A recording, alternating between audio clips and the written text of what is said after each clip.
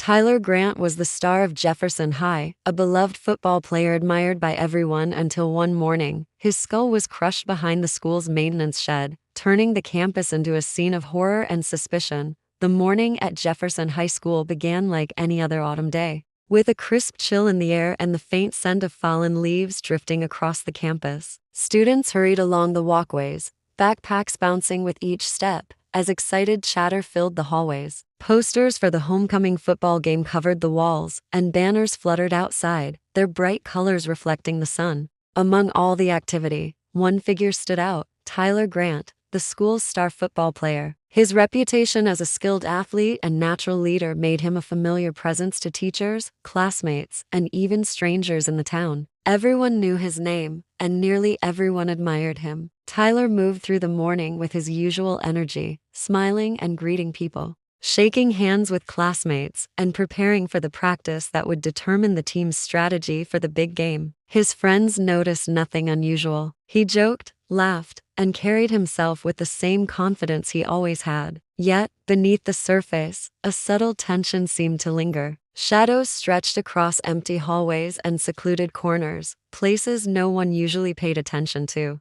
The campus, so familiar and safe, seemed to hold a quiet watchfulness, an unseen presence waiting for the day to take a turn no one could have imagined. By late morning, the routine of the school day was shattered. A janitor making his usual rounds discovered Tyler's body behind the old maintenance shed, slumped in a way that immediately suggested something was terribly wrong. His skull had been crushed under a large concrete block, the impact violent and deliberate. Panic rippled through the school. Students screamed. Some ran for safety while others froze in shock. Teachers and staff quickly tried to regain control, but the scene left everyone shaken. Emergency responders arrived, securing the area and doing their best to preserve what little evidence remained. Authorities immediately began questioning students, faculty, and staff, but answers were scarce. Surveillance cameras had captured only fleeting movements near the shed, nothing conclusive, and no one came forward with a clear account of what had happened. The footprints leading away from the scene vanished into the shadows, as if the perpetrator had disappeared into thin air. Fear gripped the campus. How could such a violent act occur in a place that was supposed to be safe? Tyler's death was sudden, shocking, and inexplicable. The community was left with a haunting truth.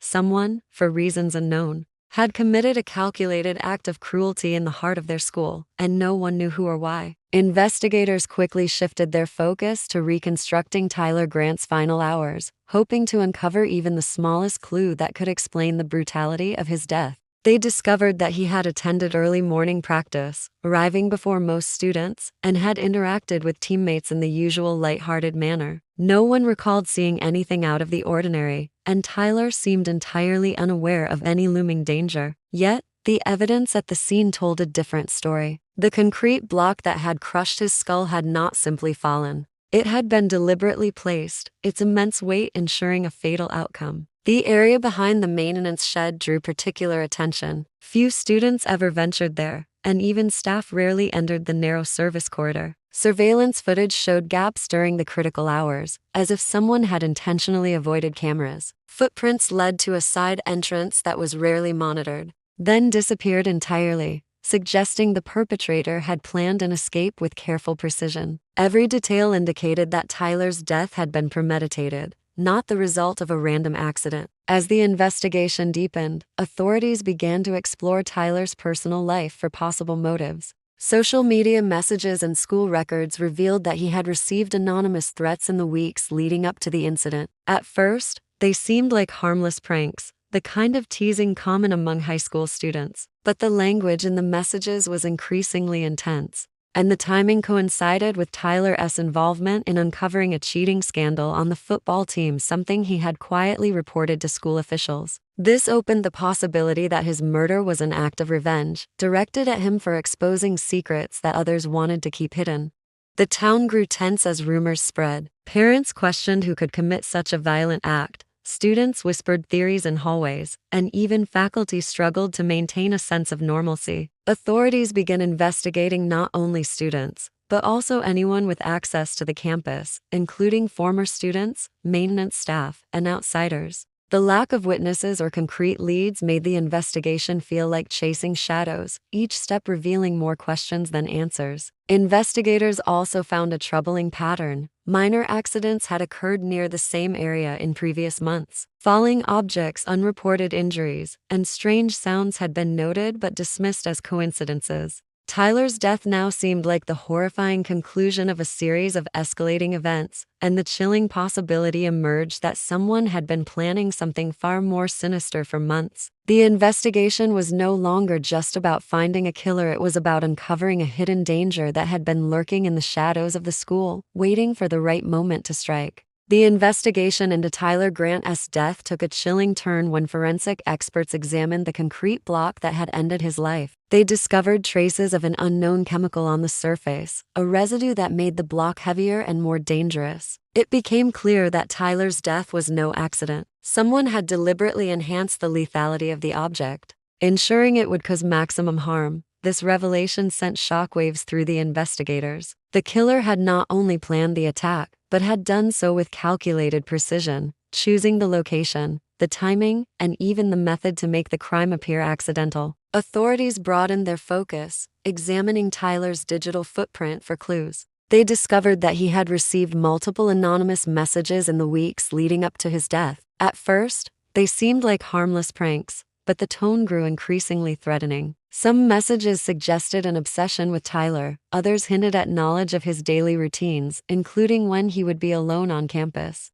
The investigators began to realize that Tyler had been under surveillance, carefully monitored by someone with a clear motive and intimate knowledge of his habits. Further investigation revealed another unsettling layer. Tyler had recently uncovered evidence of cheating within the football team. Certain teammates and even a few staff members had attempted to hide it, fearing consequences. Tyler's discovery may have triggered a chain of events that led to his murder. The possibility that the attack was connected to secrets within the school made the case even more disturbing, as it suggested betrayal from people Tyler had trusted. Meanwhile, the campus remained tense. Students avoided the secluded areas near the maintenance shed, and whispers of fear spread throughout hallways and classrooms. Teachers struggled to maintain order, and parents worried about their children's safety. Investigators followed every lead, interviewing friends, teammates, and faculty. They discovered that Tyler had been careful not to make enemies openly, which made the idea of a deliberate attack even more alarming. Whoever had committed this crime had blended into the background, unnoticed, until the moment they struck. The combination of premeditation, chemical enhancement of the weapon, and detailed knowledge of Tyler's movements painted a chilling portrait of the killer. It became increasingly clear that this was not a random act of violence but a calculated murder. Tyler's death was the result of planning, obsession, and secrecy, a perfect storm of factors that left the investigators with a haunting question: who could be capable of such meticulous cruelty within the very walls of a high school? The answer remained elusive, hidden beneath layers of deception, waiting to be uncovered. Months of investigation had yielded frustratingly few results, but a breakthrough came from an unexpected source. A janitor who worked late-night shifts reported seeing someone near the maintenance shed several weeks before Tyler Grant's death. At the time, it had seemed harmless, just a student lingering in a restricted area. But in retrospect, the report took on new significance. Investigators revisited surveillance footage and cross-checked school access logs, focusing on anyone with legitimate reasons to be in the vicinity during odd hours. The investigation led to a former student, someone who had been dismissed from the football program the previous year. Though no longer enrolled, this individual had maintained an unusual interest in the team and in Tyler's life. Friends and acquaintances recalled a deep resentment, a grudge fueled by jealousy and perceived betrayal. The ex-student had been known to obsess over the school's schedule, studying patterns, entrances, and even maintenance routines. Every small detail about the campus seemed to have been memorized, as if preparing for something that no one could yet understand. Police searched the suspect's home and found disturbing evidence. There were items that matched the concrete block used in Tyler's death, along with chemical residues that confirmed someone had altered the object to ensure lethality. Personal journals detailed obsessional thoughts about Tyler, and maps marked key locations on campus. It became clear that the suspect had planned the murder meticulously, anticipating both the timing of Tyler's presence and the lack of witnesses. The level of preparation suggested not only anger, but also a disturbing level of calculation. As the evidence mounted, the town was thrown into a state of disbelief. How could someone they had once trusted, or at least considered part of the school community, harbor such dark intentions? Investigators pieced together a timeline showing the suspect had monitored Tyler's routines for weeks, learning when he would be alone, when cameras might not capture activity, and how to use the environment to inflict fatal harm. Tyler's death was no longer a random act of violence. It was the culmination of obsession, planning, and revenge. The breakthrough brought some relief to the investigation, but it also deepened the horror. The carefully orchestrated nature of the crime made the community confront an uncomfortable truth. Danger had been hiding in plain sight, within the very fabric of the school. Tyler's life had been taken by someone who had studied him, stalked him, and executed a plan with chilling precision. The revelation transformed the narrative from a tragic accident to a calculated murder, leaving the town to grapple with the betrayal that had occurred within their midst. The trial that followed Tyler Grant's death gripped the town with a mixture of shock, anger, and grief. Evidence presented in court painted a clear but horrifying picture.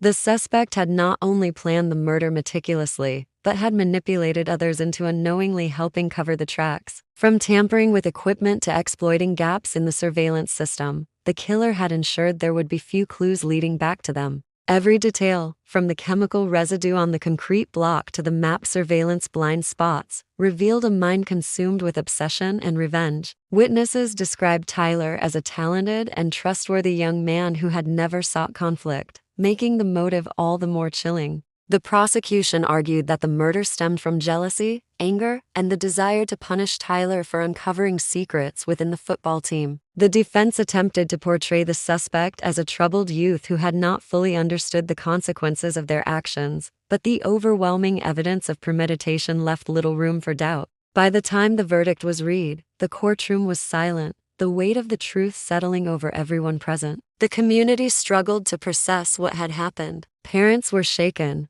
fearing that such violence could exist so close to home. Students, some of whom had known Tyler personally, wrestled with fear and grief, while faculty and staff confronted the uncomfortable reality that danger had been lurking within the very walls they thought were safe. Counseling and mental health resources were increased across the school district, and security measures were overhauled to prevent anything similar from happening again. A memorial was established on campus, a permanent reminder of Tyler's life and the tragedy that had befallen him. Flowers, photographs, and personal mementos filled the site, as students and community members paid tribute to a young man whose life had been cut far too short. While justice had been served in the courtroom, the scars left by the murder lingered, a constant reminder that even familiar places can harbor hidden threats. The case of Tyler Grant became a story that the town could not forget. It served as both a cautionary tale and a memorial to a life stolen by obsession and cruelty. The meticulous planning behind the crime, the betrayal hidden beneath everyday smiles, and the devastating loss of a young life combined to leave a chilling mark on Jefferson High. Tyler's death was tragic, shocking, and unforgettable.